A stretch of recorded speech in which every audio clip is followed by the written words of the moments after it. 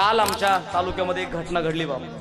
6 जण जाग्यावर गेले. जाग्यावर त्या घरावर काय बेतली असेल, किती संकटाचा अग्नीचा डोम त्या घरावर. आमचा पूर्ण तालुका हळहळ तळतळ अशा प्रकारचा करतोय.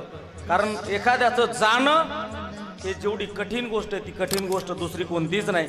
आणि असं दुःख वैऱ्यावर सुद्धा येऊ नये, सोपी गोष्ट नाही 6 जण जाणं. हा, आणि अशी घटना ज्याच्या घरामध्ये घडती त्याला आपल्याकडे एक म्हणे बघा, ज्याचं जळतं त्यालाच कळतं. हा, 6ची 6 जण फार वयोवृद्ध नव्हते, फार कमी वयाची पोरं, जवळपास 25-30 या वयाची 6 जण होते. भगवान परमात्म्याला फक्त एवढीच विनंती, आता त्यांच्या आत्म्याला शांती लाभो हीच आपल्या सर्वांच्या वतीनं, पंढरपूरकरांच्या वतीनं त्यांना भावपूर्ण श्रद्धांजली. कशी काळाची चाहूल आली, बाग सुखाची करपून गेली, कशी विपरीत झालं सारं, होता सोन्याचा